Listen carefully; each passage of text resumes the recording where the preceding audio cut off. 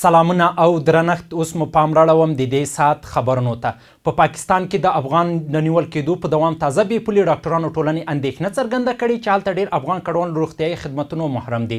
د دې سازمان ویلي چې دا مهال په پاکستان کې ډېر افغان کډوال د ناروغۍ پر مهال ځکه روغتیايي مرکزونو ته نه ځي چې وبه نیول شي او خپل هیواد ته به ولېږل شي. د بې پولي ډاکټرانو ټولنې همداراز اندېښنه څرګنده کړې چې د نیول کېدو او ایستل کېدو له ویرې روغتیايي مرکزونو ته له تګ د ډډې ماشومانو خوارځواکي د امیندوارو ښځو روغتیايي ستونزې او نورې مخنیوي وړ ناروغۍ زیاتې کړې دي. د یاد سازمان یو وارې بیا د پاکستان پر حکومت غږ کړی چې افغان کډوال دې په جبري توګه له دې هیواده نه وباسي او له نورو هیوادونو هم ورته غوښتنه کړې ده. د پاکستان تر ولکې لاندې کشمیر کې د پاکستاني پوځ له لوري پر متعرضینو د ډزو له امله د راپور له مخې تر 40 ډېر کسان وژل شوي او لسګونه نور ټپیان دي. هند د دې پیښې غندنه کړې او ویلي دي چې د پاکستان ځواکونو لخوا پر ملکي وګړو ډزې د منلو وړ نه دي. نوې ډیلې همداراز ادعا کړې چې د پاکستان تر ولکې لاندې کشمیر کې تر سره کېدونکې ټاکنې یوازې نمایشي بڼه لري. بلخوا د اندېښنې نړیوال سازمان له پاکستانه غوښتي چې د ملکي وګړو پر وړاندې تاوتریخوالی ودروي، د سوله ییزو اعتراضونو حق ته درناوی وکړي او د پیښو په اړه خپلواکي پلټنې ترسره کړي.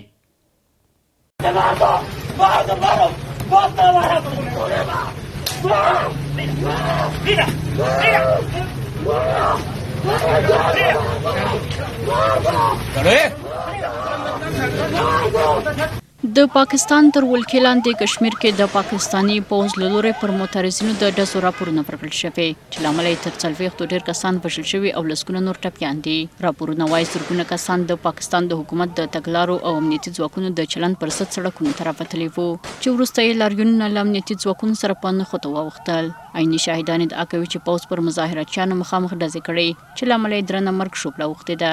هند د پاکستان تر ولکې لاندې د جموں او کشمیر کې د ملکي وګړو پر وړاندې د پاکستان د ظلم او تاوتریخوالي غندنه کړې.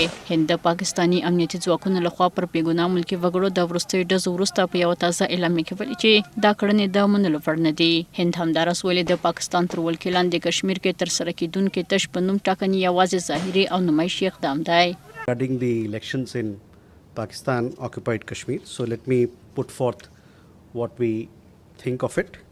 We have seen reports regarding the so-called legislative assembly elections being conducted in the Pakistan occupied Jammu and Kashmir. India's position on this particular matter has been clear.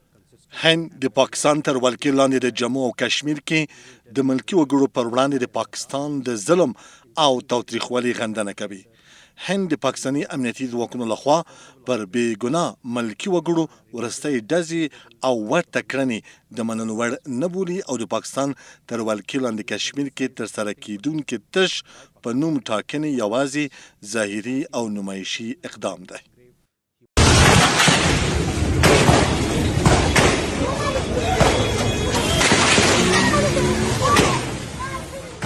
له بل خوا د بخښنې نړیوالې ټولنې د پیښې په اړه اندېښنه څرګنده کړې او له پاکستانه یې غوښتي چې د امنیتي ځواکونو لخوا د اعتراض کوونکو پر وړاندې د وژونکي ځواک د کارونې په اړه بیړنۍ خپلواکه او رڼه څېړنه وکړي.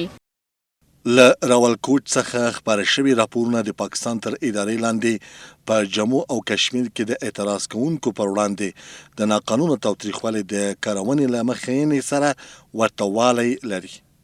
د انټرنیټ او مخابراتي خدمتونو پرله پسې پرېکون د سیمې د وضعیت د خپلواکي ارزونې بهیر ستونزمن کړی دی.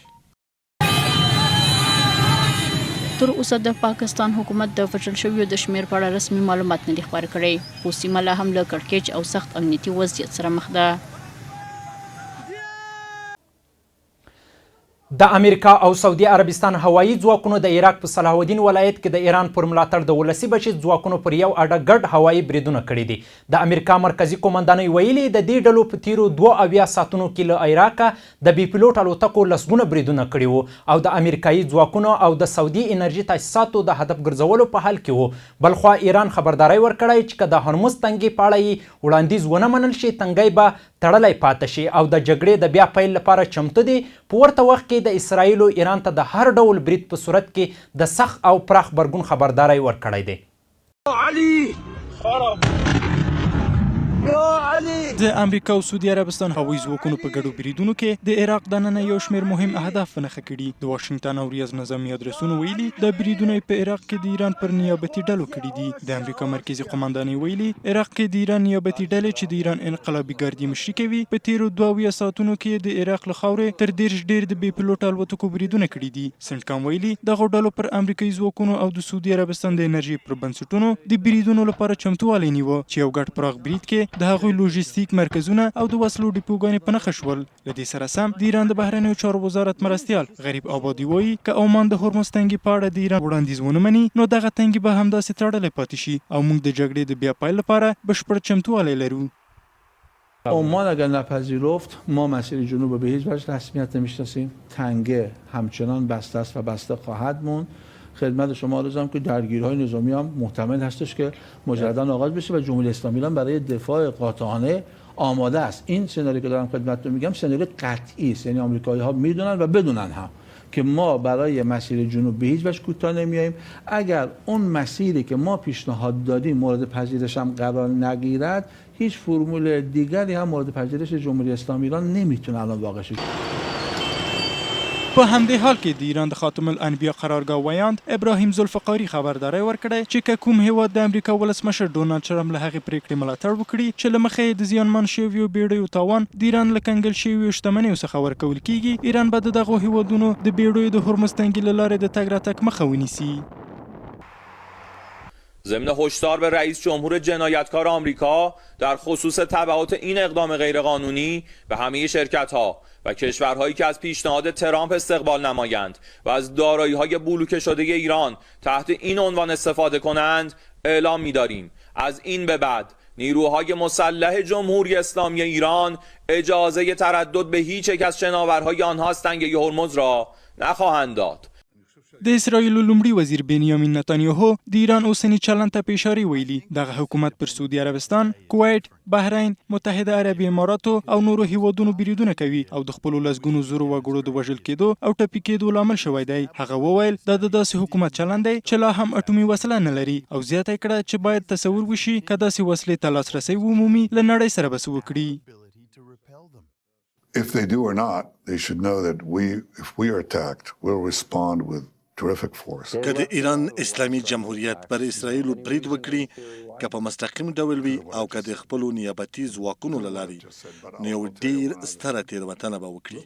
که د ایران مشران د اسرائیلو ټاکنې او د امریکا منځمهالې ټاکنې په خپلو محاسبو کې په پام کې نیسي او که نه باید پوه شي چې د هر ډول برید په صورت کې به له خورا سخت او پراخ غبرګون سره مخ شي.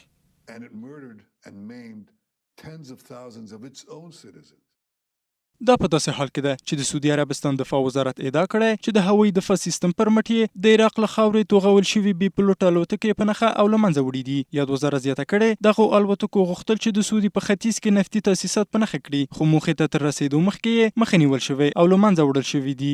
د سعودي دفاع وزارت دغه برید د ایران پلوه وسلوالو له لوري بللی او ټینګار یې کړی چې له خپلې خاورې د دفاع حق لري.